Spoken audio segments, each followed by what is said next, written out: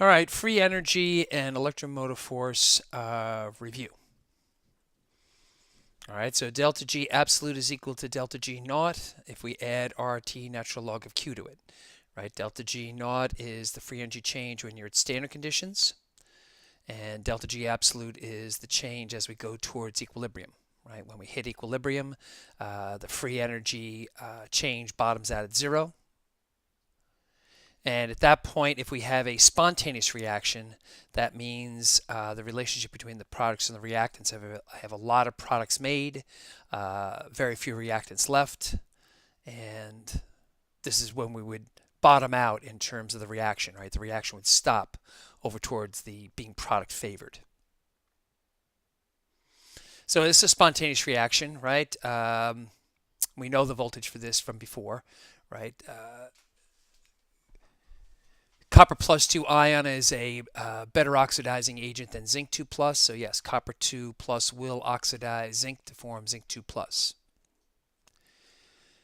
So if I want to figure out what the delta G naught reaction is for this, I can look these up in a thermodynamic table, right? The delta G of formation for the products and the reactants.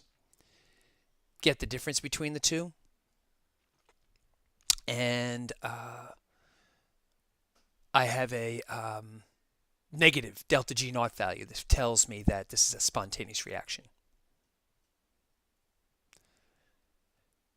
So when I start the reaction off, right, I have a 100% products, no reactants made. As I slide towards equilibrium, I lower the reactant concentration. I raise the product concentration. As I'm going towards equilibrium, there's a point where I hit standard conditions, right? 1 molar concentration of the copper plus 2 ion, 1 molar concentration of the zinc.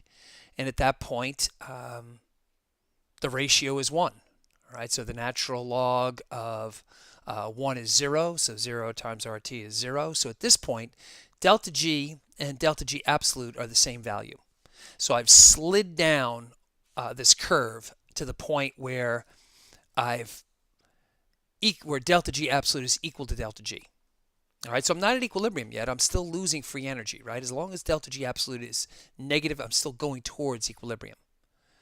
So if I let this thing slide farther, eventually the copper ion concentration gets lower, the zinc concentration gets higher, right? So with these concentrations, I'm closer to equilibrium concentrations than I was at standard conditions, so I'm further along.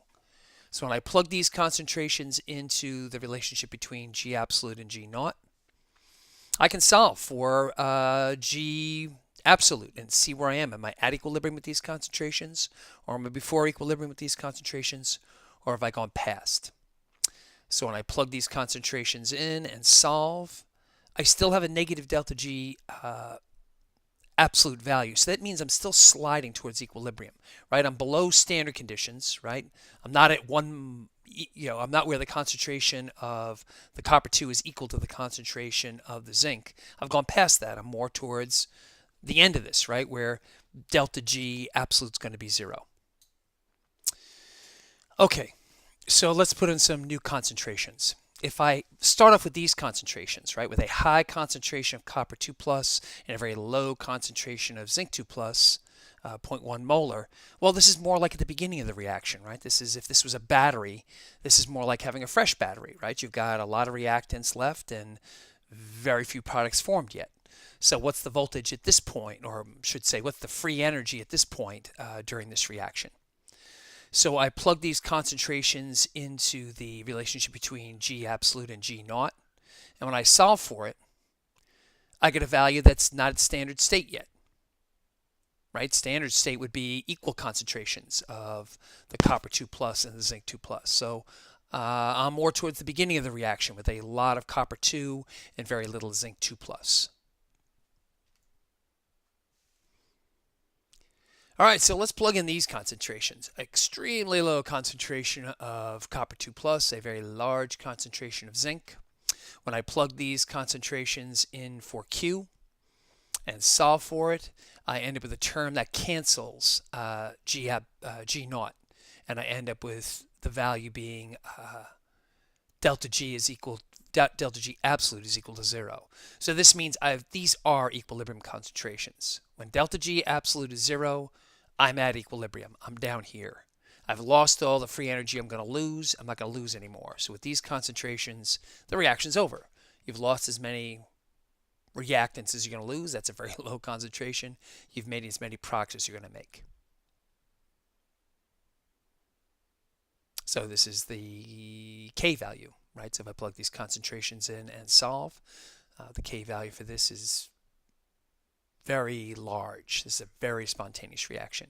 You're losing most of your reactants here, turning them into products. As shown by the very negative delta G naught value.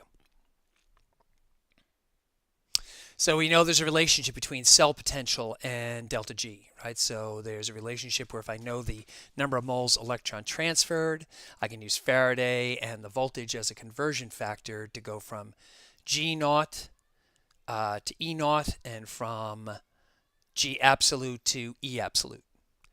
So I rearrange and I get the Nernst equation right at the bottom. The relationship between voltage at standard conditions and voltage not at standard conditions. And again, it's related to Q. So we're looking at the same reaction. All right, so the voltage at standard conditions is 1.1 volts, right? I use my standard reduction potential table to find this. So 1 molar concentrations. So at this point, if I plug in the 1 molar concentrations, the voltage at standard conditions now is equal to the voltage absolute, right? So they're the same thing. I'm at a 1 molar concentration. So at that point, E naught is equal to E absolute. If I'm not at standard conditions, right, with these concentrations, right, a very low concentration of reactant, a very high concentration of product, I'm more towards the end of the reaction, right? Maybe I'm still losing, I'm still generating a positive voltage, but it's going to be lower than 1.1 volts. I'm closer to the end of the reaction. So when I plug these concentrations in, right, 2 moles of electrons being transferred, and I solve, I have a lower voltage than standard conditions. I'm not at equilibrium yet. I'm still losing reactants, still making products with these concentrations. When I plug in these concentrations, it's more like having a fresh battery, right? You still have more reactants than you do products, right? So this is going to be a voltage higher than standard conditions, right? A 1 molar concentration of copper 2 and a 1 molar concentration of the zinc 2 plus. So when I plug these concentrations into Q and solve, I end up with a voltage higher than standard conditions, right? I'm more towards the beginning of this reaction. Fresher battery. So when I plug in these concentrations, equilibrium concentrations, and subtract it from the voltage at standard conditions, this is where my voltage is 0. The battery is dead. At this point, you're not losing any, no more electrons being transferred through the wire. The reaction's over. So the voltage at equilibrium is 0. Reaction done. You've got your equilibrium concentrations of reactants and products. Again, right, it's a very large K value, so we lost most of our reactants and turned them into products.